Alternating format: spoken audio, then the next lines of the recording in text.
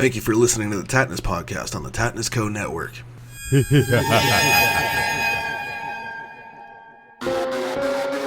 Welcome, ladies and gentlemen.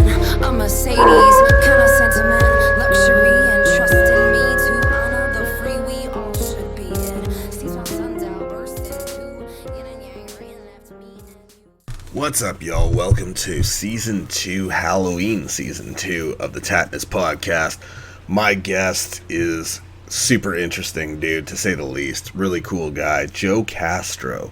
He's a special effects guy for so many horror movies and a producer for Lionsgate films, and he also holds, which you'll hear him talk about this, he also holds the Guinness record for a horror movie with the absolute most kills in it. It's insane, dude.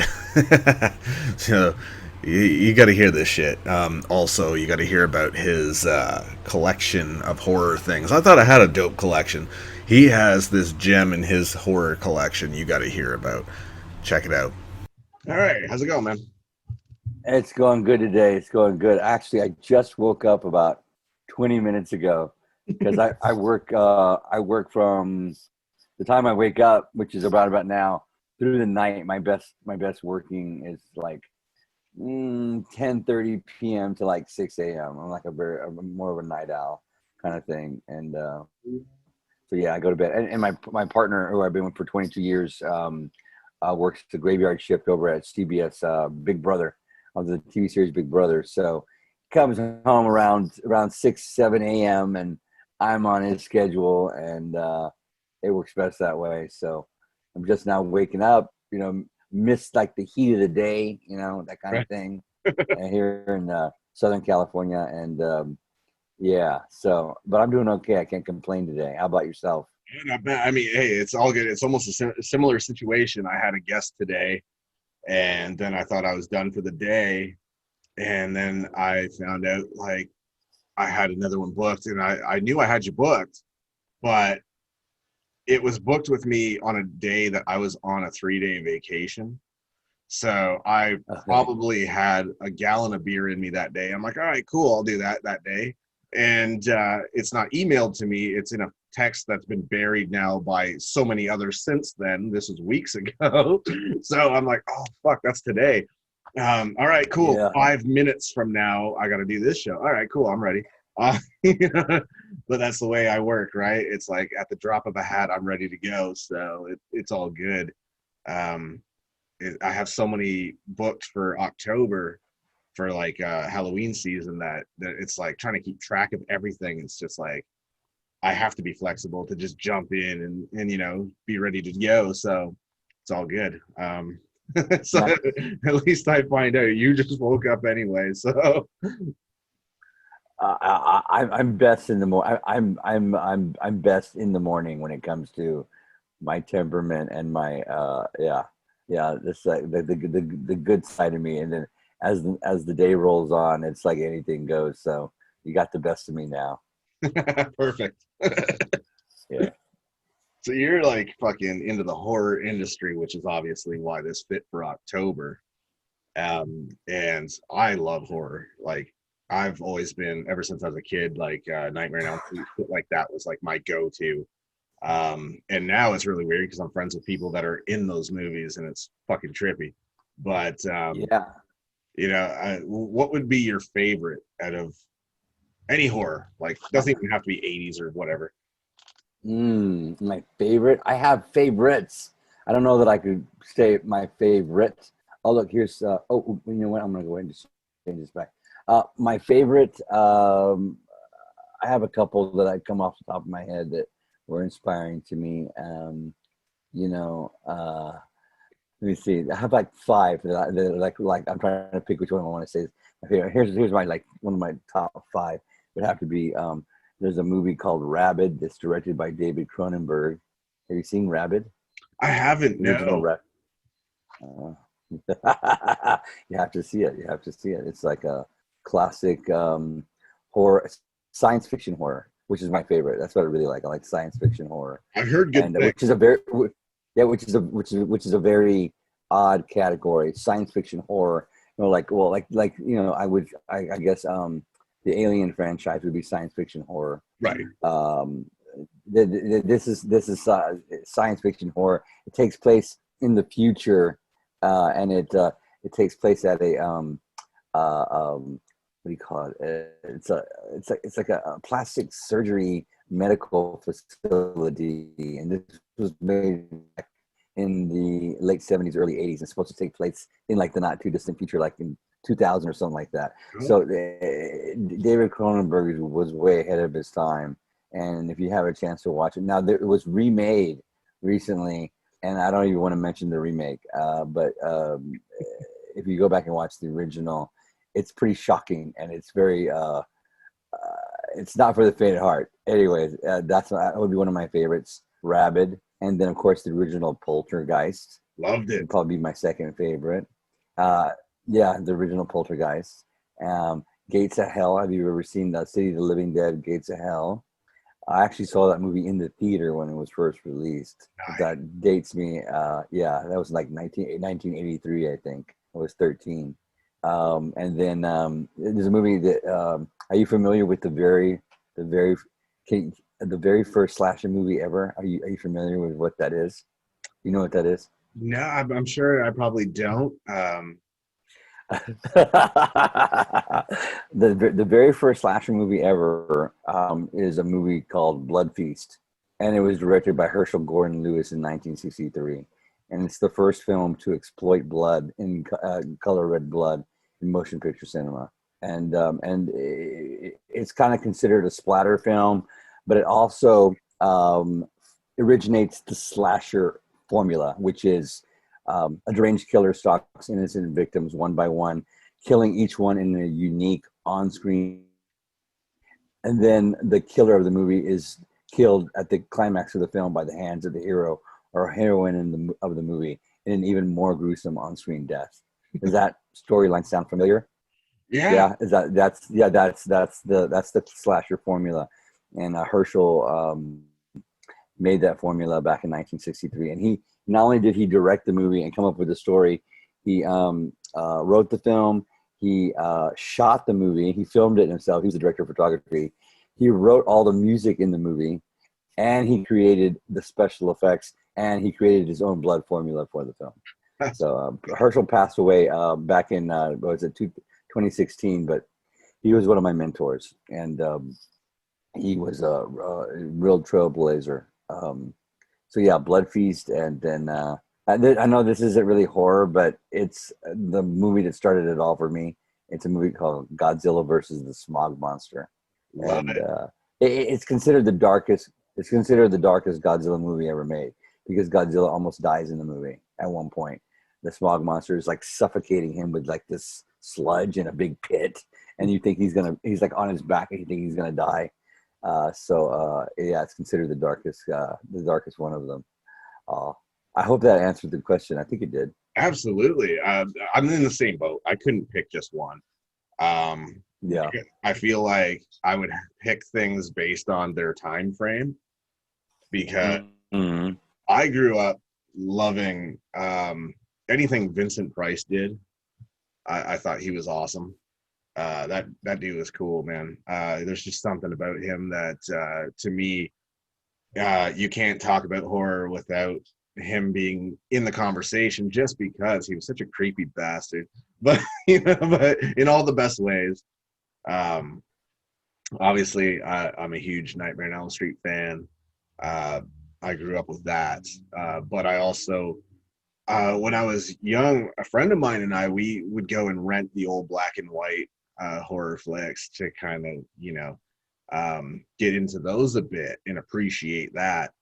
And I remember Frankenstein versus the Wolfman. That was fucking awesome. We loved that shit, and the Godzilla movies too, especially. But I remember cracking up with the, and I know it probably wasn't intended to be funny, but Frankenstein versus the Wolfman, when they get in that fight in the lab, and the Wolfman's on this big metal box thing, and he like growls like he's threatening, and Frankenstein's monster just picks up the box and throws the whole fucking thing with him on it. Like, get the fuck out of here with that shit. And we found that so funny because it just looked hilarious. But it's like we love the fact that in their time, like that shit terrified people, you know, and to see how it evolved, and then you come out with Exorcist, where that scared the living shit out of people. Like that scared the Seven Shades of shit out of everybody that went to see it. Psycho, I'm sure, did the same. And I think everybody's scared of the devil. yeah, You know, there's something that, everything is pure evil. I think that's why The Exorcist scares everybody. Going back to the Wolfman, the Universal black and white films, I mean, today they're hilarious. One of the shots from the original Wolfman, there's a scene where he is, walking on the moors, and they show his feet like walking, and it literally looks like he's tippy-toeing through the moors, because they have these two like puppet wolf feet, and he's going like this. And you watch it these days, he's literally tippy-toeing through the so yeah, no, but I mean, those films are classic to look at. Their art direction is beautiful and all. Back when I was like literally 10 years old, when you would go get pizza at some of these pizza places, because getting a pizza was a big deal. It was very expensive back then. It was very expensive to get a pizza. There was literally like a little movie theater in the pizza joint, and they would show like 16 millimeter reels of like all the Universal black and white films of like Abbott and Costello Meet Frankenstein, and the Wolfman, and Godzilla and King Kong, and you could go in there, and while you're waiting for your pizza, you could see an old like Universal picture in black and white. that's and you would see it like in a theater, in a projector. They had like a little theater in the pizza joint. This was in San Antonio, Texas, where I grew up. That's how I saw most of the Universal monster films. yeah. Different time. Definitely. And I feel like today, Freddy, Jason, Myers, they've kind of become the new Universal monsters. You know what I mean? Like it's almost like the Mount Rushmore of horror in many ways, because they've lasted so long and no signs of dying out.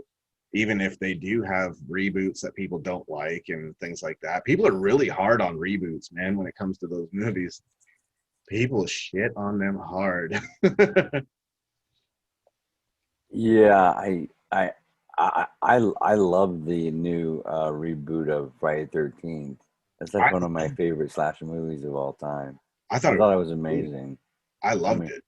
Yeah, was it the one? When was it? Was it 2009? I think it was. Yep. 2009, 2000. Yeah, it was. I thought it was amazing. Well done. The remake of Evil Dead 2, I thought that was beautiful. That was amazing. Even the Texas Chainsaw Massacre, I thought they did an amazing job of making it. So I haven't had any problem. There are other remakes though, like John Carpenter's The Fog, which I thought was really poorly done compared to the original. Yeah. But just my own opinion. No, I agree completely. But you're right. Evil Dead, I saw that years back. And I was like, this is so fucked up. It's so much more graphic than the original. But I was like, it's so good though. It's dark. It's like really well done. I loved it. I thought it was great. The Friday the 13th reboot was amazing. The only thing that we found, my producer and I agreed on, was that it was filmed so dark sometimes it's hard to actually see what the hell's going on. But aside from that, like I have no complaints about it. I thought it was brilliant. I thought it was really well done. I agree. Some people shit on the made with a lot of love. Right. Some people shit on the ending of it. They feel like it was like so, predictable or whatever. I thought it was good. I don't know why. I feel like people always gotta shit on something. You know what I mean? They gotta find a reason. Yeah. Well, the original Evil Dead, if you go back and watch it, it tends to lead itself more towards being a comedy and this one was complete straight horror, because the second and the third one are full blown, cult comedies. And I think that they did a good job. I mean, how else do you wrap up a horror film that's basically based on a comedy? I think they did a really good job. Yeah. Oh yeah, it was dark as hell. Like, it was just grimy, man. It was so brutal. Right to the very end. Even the last bit, I was like, oh, that's gnarly. It's so dark and so gory and graphic, and I was like, damn. But it was like, even the story to it and everything was really well done. So yeah, you're absolutely right. They took something that was pretty much comedic and made it really fucking dark. So, are you familiar with who has a Guinness Book of World Record for the highest body count in a slasher movie? No. I feel like I've heard the answer Yeah. before, but I don't know off the top of my head. The highest body count in a slasher movie is held by a movie called The Summer of Massacre, and it's directed by me. Really? Yeah. That's awesome. That's fucking cool. Yeah, most people don't know that. That has a Guinness Book of World Record for the highest body count slasher movie. Yeah, it's 155 on-screen kills. Holy shit! Yeah, holy hell! That was set in 2012, and we shot it here and around LA. My partner Steven Escobar and I produced it, and it's very graphic. It was so graphic that actually Lionsgate turned it down. They said that they couldn't trim it for an R rating release because it's just too bloody. I mean, there was just no way to do it, release it. And so yeah, so we released all intact, director's cut. It literally more than one kill a minute. Holy fuck! And there's 8 killers in the film. There's eight. Just, yeah. There's 8 killers in the movie, and it's just mayhem. It's just blood. The first 5 minutes of the film, it's literally one person killing people on a rampage, and it just happens like bam, bam, bam, just like that. I think it was way ahead of its time when it came out. It came out in 20. It was the most illegally uploaded film on YouTube for 2 months after it was released. We could not keep it down off YouTube. And the distributor, and between the distributor and us, every day we were just like filling out forms to take it down, filling out forms to take it. We could not keep it off YouTube. Yeah, it was so pirated. But it's one of my proud accomplishments. Yeah, definitely. That's got to be a kind of a mixed feeling too. It's got to be a flattering thing to see it pirated so much, but at the same time infuriating, because you don't do this shit for free. Yeah. You know what I mean? Well, yeah. I mean, the horror movie audience, they're cheap fucking bastards. They are. They're cheap fucking bastards. If they can steal it, they'll steal it, or they're crazy. And you kind of have to know what you're getting yourself into when you make a horror film. But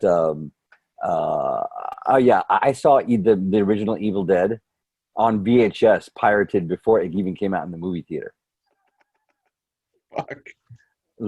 Yeah, I saw it. This was like 1984, I think. I saw it someone handed me a VHS tape of it before it was released in the movie theater. So I saw. Let me see.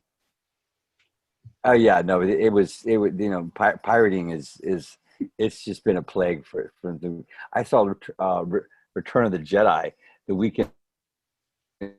VHS, like literally the year it came out. I think it was 1983 as well.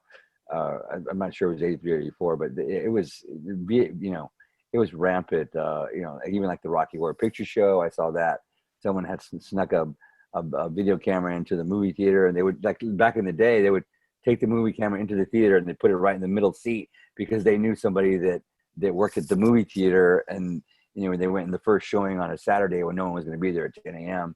and they videotaped the whole movie, and then they passed it around to everybody. So yeah, so pirating it's kind of like a, it's a huge compliment, and it's also one of the biggest curses, of independent cinema, or even big films, whatever. And it's always been that way with art. That and yeah. So you see one of your films show up in Russia with Russian subtitles, or they actually dubbed the last film, really not the last one, but the second one before that, full blown Russian. They dubbed all the voices and everything. It's a movie called Terror Tunes Part 3, and that was kind of interesting to see that they went that far to actually dub everybody's voice. Normally it's or not even that, they just whatever, steal it. But yeah, that was pretty big in operation. So That's hilarious. Congrats on that record, by the way. That's fucking cool. thank you. And it's really cool because There's a couple of. Is there? Go ahead. It's cool. No, I was just gonna. Go ahead. It's just cool that I've got the opportunity to talk to people that have done such cool shit in the horror industry. Because here you've got that record for that. I'm friends with Ken Sagos from Nightmare on Elm Street 3 and 4, who most people don't realize is a pioneer in his own respect, because he's the first Black character to survive beginning to the end in a worldwide horror movie. And of course, they kill him off in the next one, like within minutes, but right. It's still an accomplishment. Yeah, I had the chance to work with Ken on a movie titled Nation's Fire, and got to put bloody makeup on him and whatnot. Super sweet guy, very talented. Yeah, it's a real honor to work with him. And he came to the premiere of our last film,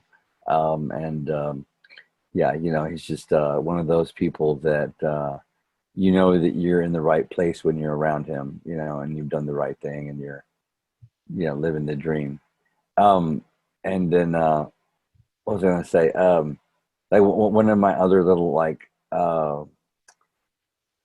kind of like special things that I've been able to accomplish. So that very first slasher movie, Blood Feast, back in 2002, the man that directed that original film made the sequel to it, and it was called Blood Feast 2.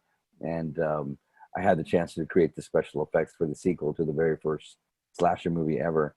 And then I became best friends with the director, and he died. He died in 2016, but before he died, he gave me the formula that he used in the original slasher movie of Blood. So I'm my partner and I are the only people that have this, to know this blood formula. And so every once in a while, what I'll do is I'll mix up a batch of it, and I'll take it to the movie set that I'm on, and I'll be like, would you like me to put a little Herschel blood on your on this, here on camera? And I'll take out some of that original blood that was used in that first slasher movie and show it to people, and use it in the film, and kind of like just kind of celebrate everything that he did for everybody, and how he brought Color Red Blood to the forefront of what we so much appreciate and love now. No one really reminds anybody of what he did for all of us and how he broke that barrier, because it was considered pornographic to shoot color red blood on film and exploit it in a way that's grotesque, and it was considered obscene. It was considered obscene to show somebody dying and being murdered and suffering on camera as they died on film back in the day, like in the 60s, when he did this. So when he made that first film, none of the movie theaters would show it because it was considered rated X, just because of people were dying on camera. Yeah, and he was kind of blackballed from the actual Hollywood for doing it, and he had to literally take his movie by himself to different movie theaters around the country and rent the movie theater out and show it because and he would and only the adult film houses would show his film because it was unrated. The MPA wouldn't give him an R rating, um, and you know, so many people have copied him and Xeroxed and duplicated his formula and everything he's done, and people don't really give him credit for what he did for all of us. You know, it's kind of like that first person standing up and getting punched in the face by the gang of bullies, you know, and it had to be done in order for the fight to begin, and he did it, and you know, I think his name needs to be acknowledged and recognized because we wouldn't be having this discussion today without him, you know. Absolutely. You know, we wouldn't be able to appreciate all the things in horror, without him. It's funny. Yeah. It's So funny. if you get a chance to watch it, Yeah. I would say if you get a chance to watch a Herschel Gordon Lewis movie today or during the month of October, do it. It's Herschel Gordon Lewis. He's considered the godfather of gore. Wait, one more fun fact about Herschel that I wanted to. I just forgot what it was. But anyway, I'll think of it in a second. But go ahead. What are you going to say? It's just funny how things change, right? Because now, I mean, it's still a slippery slope for the most part, you know, trying to get that R rating rather than that, you know. Oh. And I've heard stories. Actually, Mick Strawn is a friend of mine, and he told some stories about like I got his book about shit that happened on the set of Nightmare on Elm Street 3 and 4 and doing that. And there's some hilarious shit that's taken place in that series alone, where they literally created scenes that were so stupidly graphic and put them in just because they knew that they're going to tell them cut that and you'll get your R rating.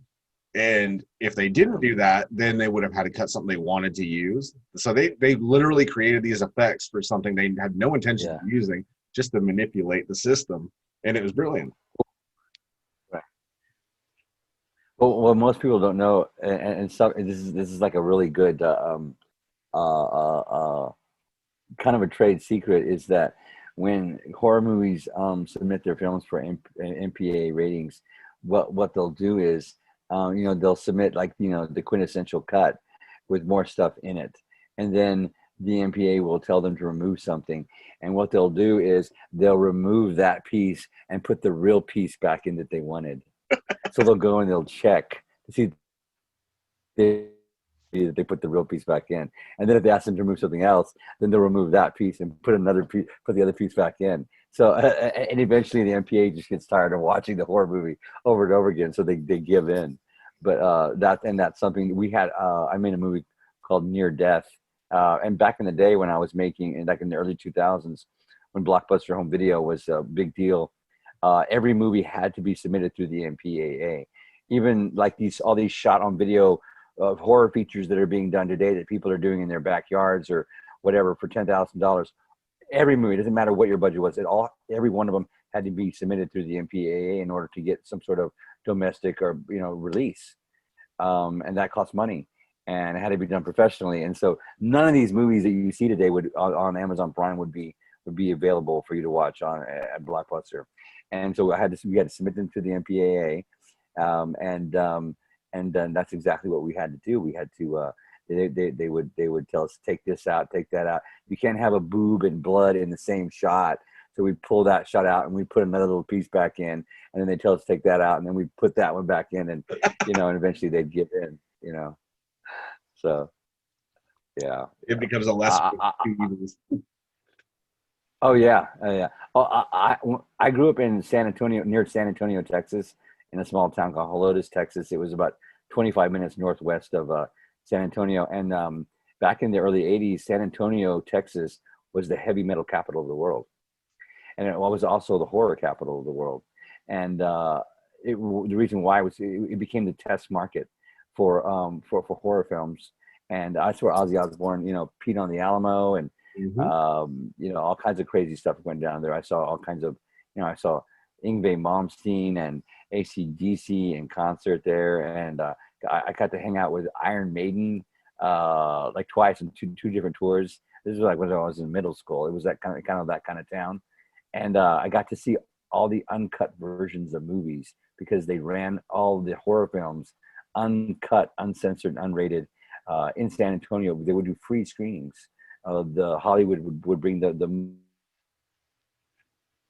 movies to San Antonio, and you get free tickets. You could just sign up and you would go see like an uncut version of any horror film. I saw like an uncut version of the Texas Chainsaw Massacre 2 with Toby Hooper. I got to see like any horror movie ever made. Oh, Fright Night, the original Fright Night. I got to see that as an uncut, unrated film. There was probably stuff in the version I saw that was never released to the public. And it was kind of a big deal. It was kind of crazy. The movie theater when it was released, like the weekend it was released in a movie theater, and any crazy little horror film that was shot on film would be released in San Antonio, Texas. Are you familiar with a movie called The Deadly Spawn, Return of the Aliens, The Deadly Spawn? Yeah.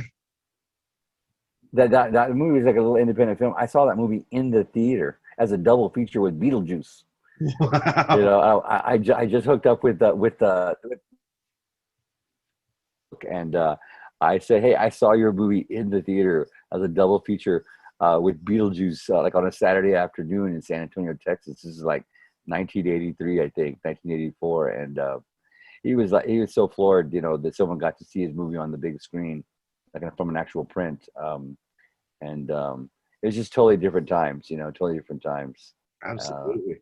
I don't know if we'll ever have that again, but it was definitely fun. It was a lot of fun back in the 80s to make horror films and to watch horror films on a big screen. Yeah. Off the air, you talked about a story with CJ Graham, working with him, and kind of reminded me of a funny story with him myself, because obviously everybody knows he played Jason in Part 6, and he fucking is a friend of mine, so I'm like, come on my show, dude, for October. And he's like, all right, just text my wife, and you know, she does my scheduling. And he's like, she knows my schedule better than I do. So all right, I'll fucking ask your wife if you can come out and play. You know, Jason needs his wife's permission. You know, fucking. So I text her and I got it all set up, and I was like, okay, there. You know, it's a little bizarre that you got to ask Jason Voorhees' wife if he can come out and fucking play in October, but all right. But he's such a good dude. Yes. Yep. Yeah. You know, my experience with him on set was a very professional, friendly, kind man, and totally, you know, has an amazing presence on camera, and it was an honor and a privilege to work with him on set. Yeah, he's a super nice guy, man. Really cool guy. Another person that I'm friends with that's an absolute sweetheart is Sandy Johnson. Judith Myers from Halloween in '78. She's like awesome, man. She's super nice.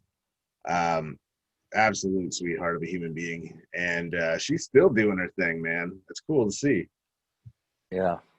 This is I don't think I can say I hope I'm like 95 years old and kids are like coming to, when I say kids, I mean like, you know, like 30, 40 years old. Yeah.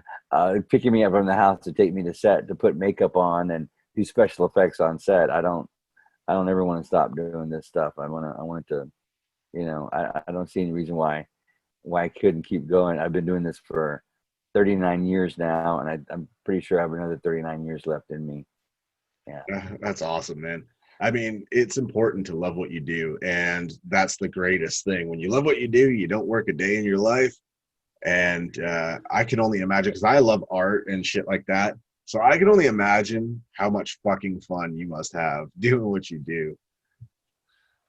It is fun. I feel very honored and blessed to be able to look back over my life and say that I made my living creating special effects for motion pictures. And you know, people honor me by asking me to create the characters and the monsters and the effects in their films. And you know, it's kind of a bad boys club. There's a lot of there is a lot of people making horror films, but if you look at the scope of like how many If you Google how many movies have been made since the beginning of time, how many movies do you think have been made since we started making feature films? Have you ever considered Googling it to find out how many?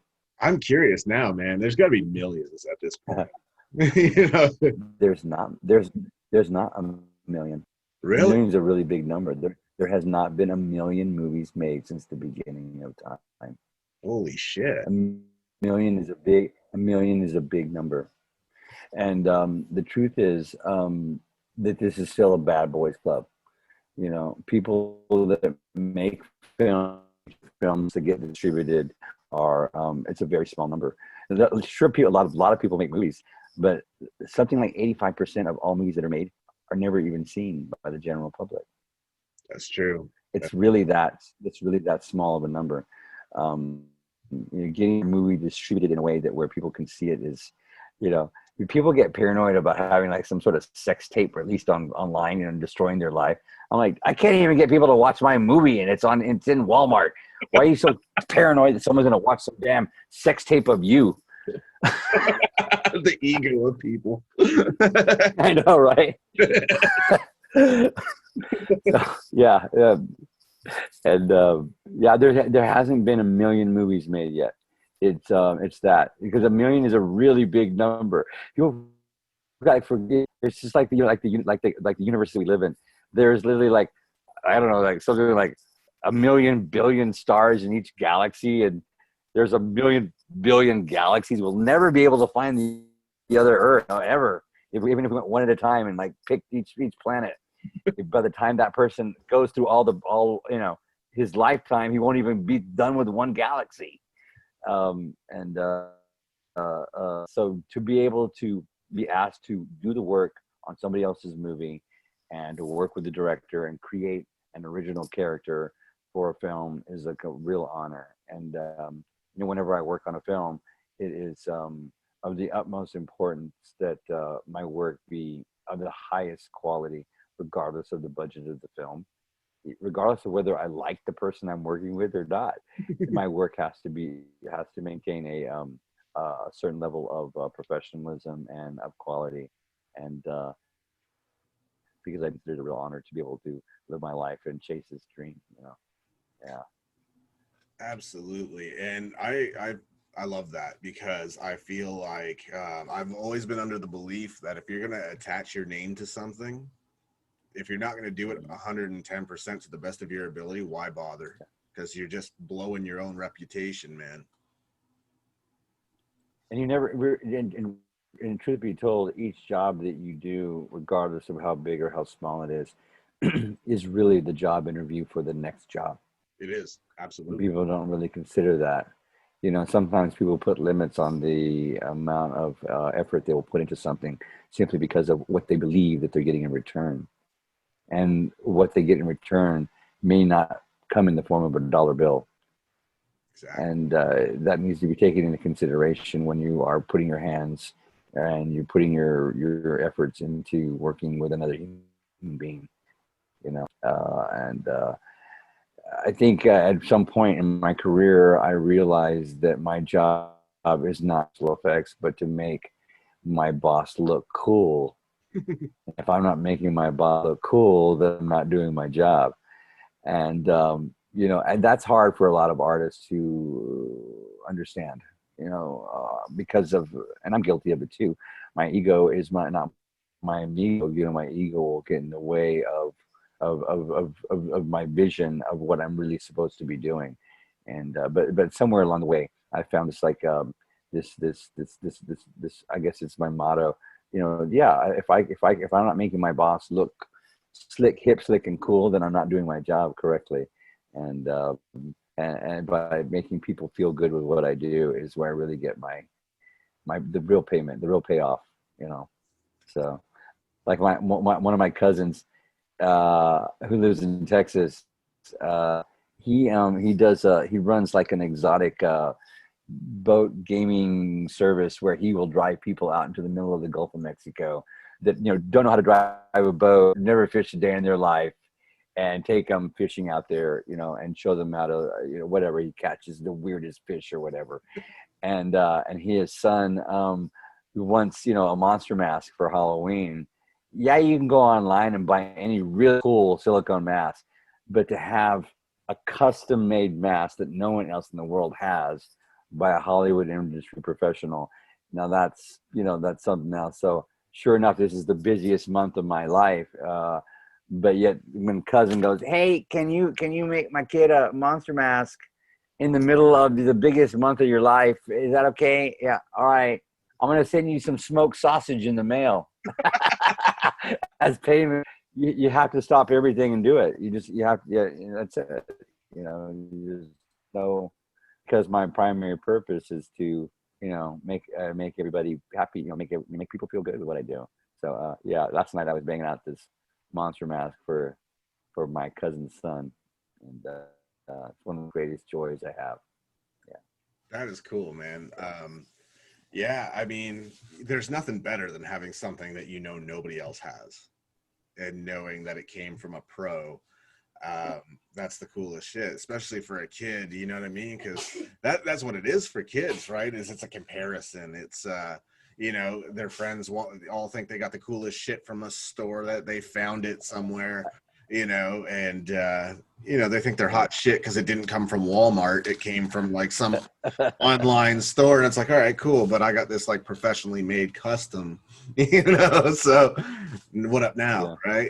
The kids love that kind of shit. And Yeah. it's really, and I mean, I've always been someone that loves anything customized, you know what I mean? I always appreciated the work that someone put into it, because it's one of a kind.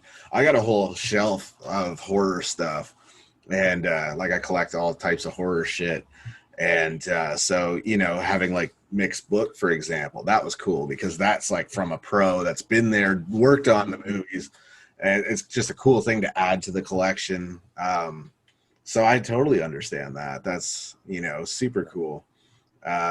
And it's awesome that you do that you take the time to do that, even though you're busy, because it's for the right reasons. Like, you're obviously got your heart in the right place. You want to do this because you enjoy it, because it means something to people. And I think that's cool, man. And hey, you never know. You never know where your next job is going to come from. My cousin's kid puts that mask on. He goes out into the community. Someone in Texas has some money. They want to do something Hollywood like. I want to get. You just don't know. You don't know. I mean, you can't predict like where the next amazing thing in your life is going to come from. So you just gotta roll with it, and you don't know. You just don't know, and you got to put it out there in the universe if you want to change. If you want to do something different, you got to do something different. You got to change it up. So exactly. making really cool custom masks, yeah, is something, yeah. But talking about like unique possessions, I got a couple of things I gotta brag about. One, I have an actual pull from the mold of Jason's hockey mask from Jason versus Freddy, and everybody signed it, including Betsy Palmer. That's cool. And it's hanging on the wall behind me. But it's messy in here, so I'm not gonna do the background, but it's hanging on the wall behind me. I have that, and I have this. And most people won't know what this is, but there's a man who was the very first horror groupie ever, and most people don't know who he is, but a lot of people do know who he is. Can you take a guess who was the very first horror groupie ever? Shit. Yeah. Way too young. You're way too young. How old are you? Like 32, 33? 37. 38. Okay. Well, man, you just missed the mark. Are you familiar with the magazine called Famous Monsters of Filmland? Yeah. Okay. So, well, that magazine now is handled by somebody completely different, by a different company, whatever.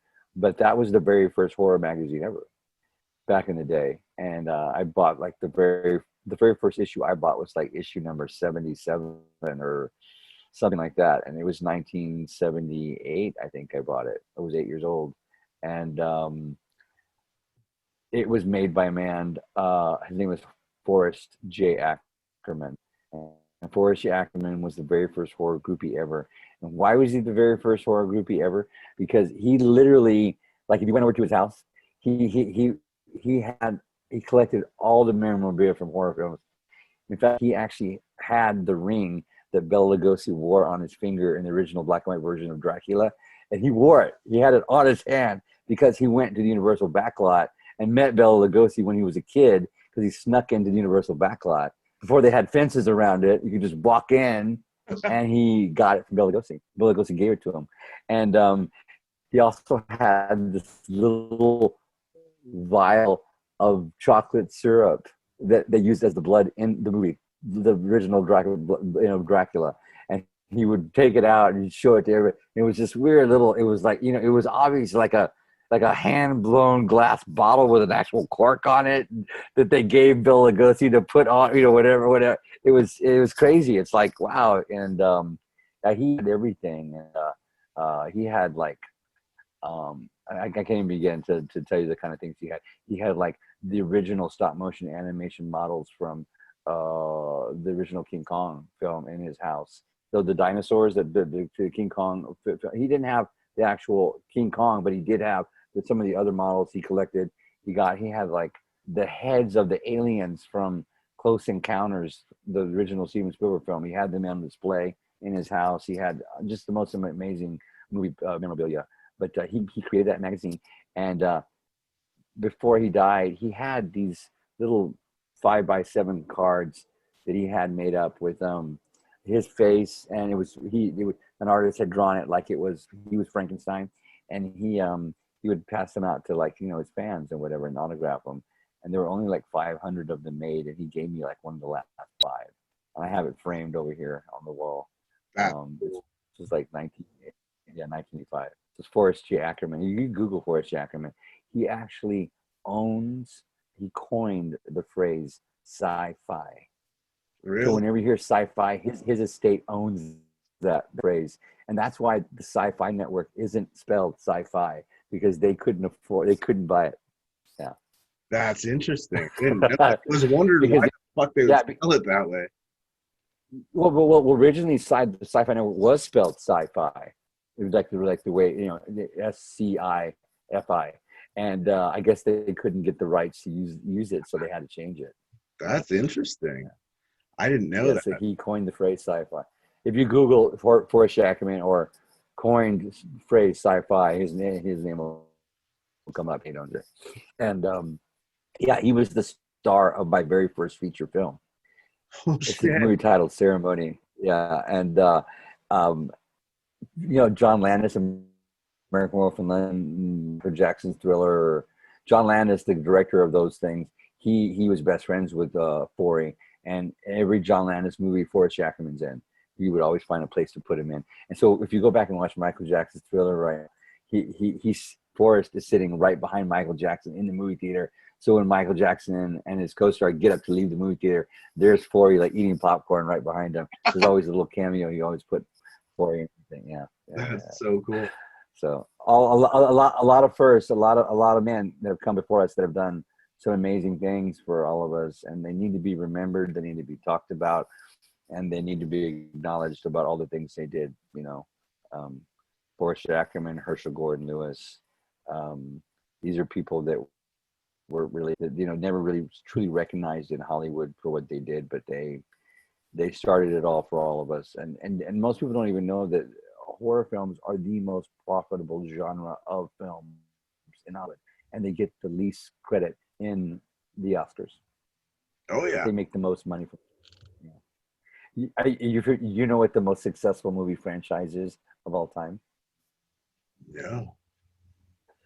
People want to say Star Wars, but it's not. It's Godzilla. Oh really? Godzilla has spawned like over like 40 sequels. True. And it's been distributed all over the world since the 1950s, 50s, 60s. That movie, that franchise has made so much money. It's insane. And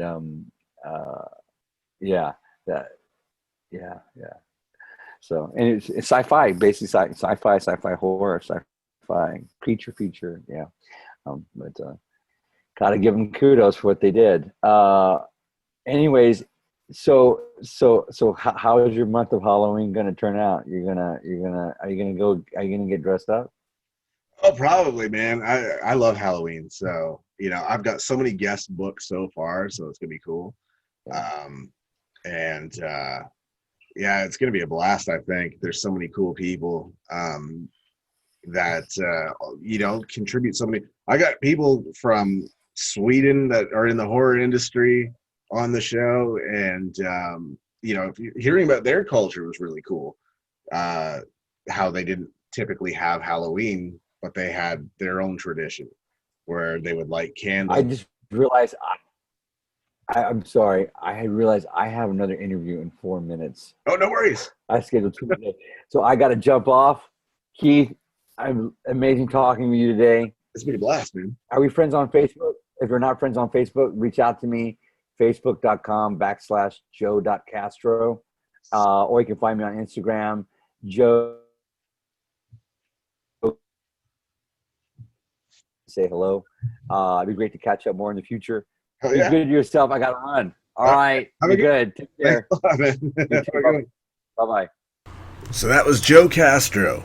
Awesome guy. And I'm proud to call him my friend now. We are now friends in contact with each other to talk more. We're going to do another show again. He had to run because he had a busy schedule, just like I do. And so I understand that all too well. I usually have multiple shows to do in a row. So listen to this, though. Like, the amount that he knows about horror. I mean, did you hear all that? Like, this guy's got facts upon facts and knowledge for days about horror movies. And I thought I knew some shit, but this guy, man, he knows plenty. Awesome guest. I look forward to having him back. I hope you dug it. And that was just the start. That's the second show of season 2, Halloween season 2. And there's plenty more where that came from. I'll catch your asses later, man. A destruction of the fear in us. I have yet to know what I should